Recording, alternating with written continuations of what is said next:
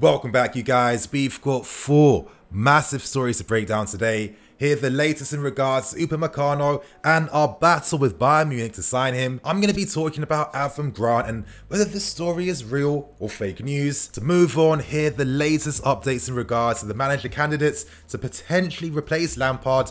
A big report came out from Bild. And to end things, find out who the latest Spanish wonder kid is who's now being linked with the move to this club. I'm breaking it all down. I'm going with details, you guys. I hope you enjoy. And before I get into things, there is a tactical analysis video out right now. I'm trying to delve more into these. I want to start doing them more this season, you guys. Let me know how you find it. And without wasting any more time, we start with the first story today. And I wanted to start by speaking about Avram. Now, this story came out yesterday from Sky Sports, and the article does reveal that the club are considering bringing Grant back to help out with Frank Lampard. That was the news, you guys. I'm going to give my thoughts and opinions now. And straight off the bat, this is fake news. As you guys can see on screen, I typed in Avram Grant in the internet and there's a host of articles sharing the same information, so I had to find out where the original source came from, and this actually came out a few days back from TalkSport, who exclusively revealed that the club were looking at bringing back Grant in some type of capacity without really stating what that capacity was. Very vague terms, not much information, and to give the article from TalkSport the benefit of the doubt, to make it more realistic, I could see Grant coming back in some type of ambassadorial role, but not in a role that involves helping out with tactics and, being part of a coaching team. It doesn't really make any sense. That's what tends to happen with football news today. I mean, mostly it's just a regurgitation from an original source and citation, and Sky Sports have been doing this for years now. So that was the story out of the way, and now to focus on better stories, I want to discuss these UPAMECANO updates before I move on to the managerial update news. Now, with UPAMECANO, it seems that we are going to be battling it out with Bayern Munich to sign him next summer. Recently, we've had a bit of a crazy rivalry with Bayern Munich, and I think this first originated actually back when Conte was the manager in his second spell. Something that was forgotten was that we came extremely close to signing Tolisso from Lyon at the time. The reason why that deal never came through was that during this period, Conte and the club were having beef, and it meant that the final agreements were stalled. Because they got stalled for too long, this meant that Bayern Munich could sweep and sign him off us, and that was how they effectively signed him. Since then, you guys, we've been seeing Bayern trying to come for our young players. Recently, they signed Musiala, who's doing extremely well there. They signed another youth defender called Bright Ariembi, and of course, over the past few seasons, they've been desperately trying to sign Callum Hudson-Odoi. Since that period though, we beat Bayern Munich to the signing of Kai Havertz, which is a massive deal because with Bayern Munich, that spend years sometimes preparing moves for their transfer targets. Now to give my thoughts and opinions, I think one of the obvious reasons behind why Bayern always look at our young players and why we constantly go after the same targets is because from a principle perspective, there are many similarities in the strategy behind how both teams play. Bayern are a team that like to use the flanks. They're constantly playing against teams that use low blocks. And of course, their mastery of their system, their strategies, their tactics is on a different level entirely because they have world-class players who are in the prime of their careers, so it's no surprise why they can execute the system to a different standard to what we can do right now. But because of these tactical, strategic similarities, it's no surprise why we're constantly going after the same players. Now it seems like this battle is going to continue into the summer over Dale UPAMECANO, and at this point in time, Bayern are leading the race to sign him. Ever since they found out that Alaba was destined to leave and wasn't going to sign a new contract, it seems like Alaba is going to be going to a La Liga giant, so in the meantime, it makes sense that Bayern are looking towards UPAMECANO because, as I'm constantly stressing, in modern day football with the very best teams, you need to have a defender at the back that can kickstart the first phase of the attack. It's extremely important for build-up and chance creation, and when it comes to UPAMECANO, he really is one of the best in Europe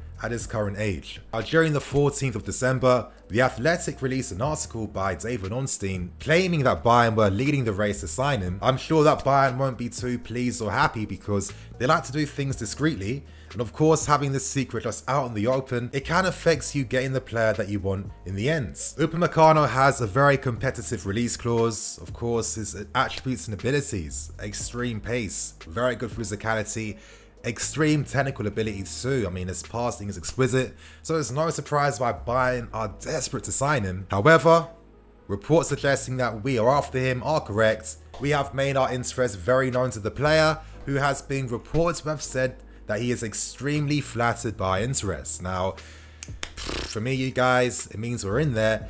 Let's see how this story progresses and develops, but right now, with our potential, with the players we have, the football we're trying to play, etc, etc, it's no surprise why some of the best young players are now looking at us and taking us more serious. Now, to provide some further information, Matt Law just had an article released recently from his newsletter detailing and further emphasizing the club's plans to sign a leading commanding centre-back. Now, what commanding centre-back means, as I'm stressing, is that defender that kickstarts the first phase of the attack, that basically is like that glue at the back where the other defensive players around them improve and play better. With Thiago, his future has always been dependent on whether our club gives him a new contract extension or not.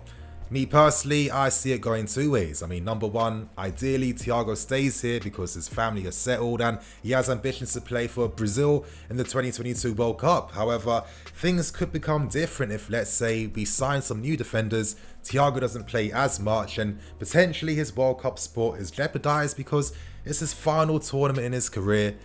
Who knows what's going to happen, you guys? There's no surprise why our defensive group is going to be changing as the future goes on. Personally, those two commanding centre-backs would be UPAMECANO and Jimenez from Atletico Madrid. Right now, other than Kurt Zuma, it seems like we could potentially replace all our other remaining centre-backs, so wow, big things to come in the future, you guys. So you guys, give us your thoughts and opinions. Do you think we can beat Bayern Munich to signing him?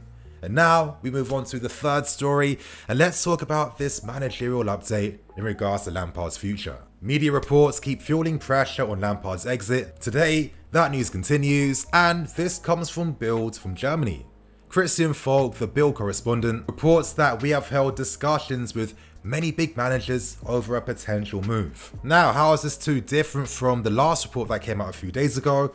To be honest, I didn't find too many differences if I'm keeping things real, but this is news that has been trending today. The Bild article reports that the criticisms going against Lampard is his inability to find a way to get the best out of the summer signings after the club invested over 200 million. And now that Manchester United are currently leading the Premier League, it seems like pressure has grown even more on Frank Lampard. Now, I could quickly say we spent a similar amount of money in Conte's second spell and he didn't really get the best out of anyone really, and he was never really criticised for that. But let's continue on, let's move. The Bild report states that we are looking at Nagelsmann, Tuchel and Allegri as the strong candidates, and for the minor ones, we're looking at Brendan Rodgers and Ralf Rangnick. Now, I'm going to let you guys know, I did a video a few days ago breaking down the pros and cons of each manager. I'm not going to do it in today's video, so if you guys want to get the complete picture behind what is happening right now, I suggest you watch the video in the card above. But anyway, to complete the report, it ends by stating that the club want a better manager with a clear direction for the fans to understand and hope to develop something in the pursuit of winning titles. The club want a manager in the mold of Mourinho who can leave an era and a mark at the club. Now, I'm going to give my thoughts and opinions, and to be honest, hearing Nagelsmann being linked, I'm happy with that, because if anything happened in the future with Lampard leaving, there's only a few managers, a few of these modern guys, Nagelsmann, Rose, etc, etc, that I personally feel we can only look at. We cannot look at Allegri, all of this work we're doing, this preparation, someone can continue that and, make their adjustments of their own. But if Allegri came, then everything becomes absolutely different, and sorry, I don't want to see any more pragmatic football. That's my personal opinion. With Nagelsmann, he is someone that I am absolutely fascinated by, and it's one of the reasons why I constantly bring up the difference between the new generation of managers compared to the old ones, because their ideas are very forward-thinking, extremely forward-thinking, and to be honest, when I was looking at the criticism that Lampard has been receiving for his tactics and his ideas, I personally believe that these same criticisms could be met with Nagelsmann when you consider things like people critiquing Lampard for his lack of having a set formation.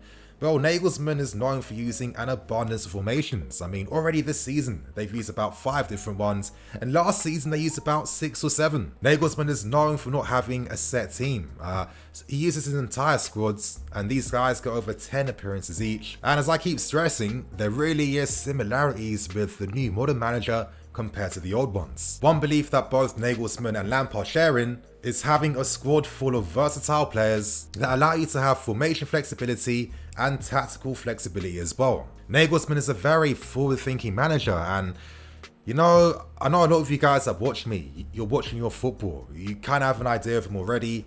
And I don't know if I'm being a bit too pessimistic, but I feel like he could fall under the same criticisms that a lot of football managers originally get when they first come to the Premier League. I mean, you know, guys like Nagelsmann are in the same camp as Hasenhüttl, Tuchel. When Hasenhüttl first came, you know, there was talks for him to get sacked by everyone until he turned things around. So I do think there's a common principle in the sense that it takes patience to build a team. These tactics and ideas are future-proof. And now you guys, we end things with the final story today, and this is a very interesting story. It's centered around a young Spanish talent. He is currently at Lazio. He has a big reputation behind him. Lazio signed him for 5.4 million, but at this point in time, it seems like the player in this camp are considering a move away, as since he signed for Lazio last season, since he excelled with their youth team, he's been on the bench the entire season and hasn't got any game time, so it's natural that now they're looking for moves away. Now, reports state that we are showing a strong interest to sign the player, and I'm going to let you guys know there's a lot more to this story than first meets the eye. Now, his agent came out to state that 1. His client won't be going on loan to any Serie B club, opening a move away from Lazio. And of course, because I have to investigate every story I do, I investigated this story, I investigated the player, and I found a very interesting article from Damasio that came out maybe 6 months ago. In that article, it actually reveals that Lazio signed Raul for 5.4 million, and that's one of the main reasons as to why his price was so expensive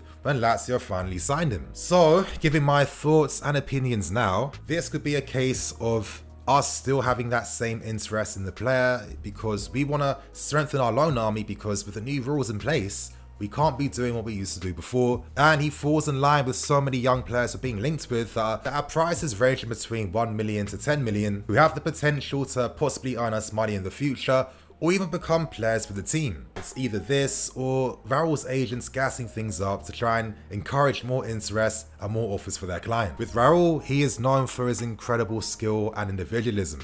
He can play down the left, down the right, and as a second striker.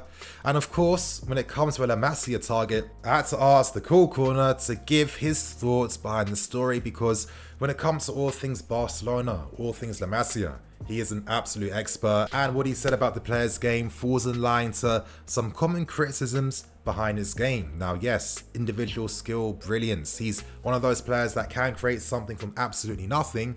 However, he is too individualistic. He doesn't play for the team as well.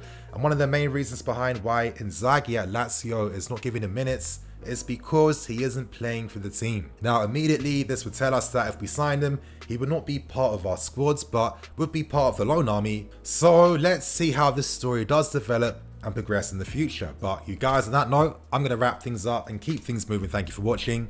I'm NEFC, this is Blue Lions TV. I'll catch you guys later with some more videos.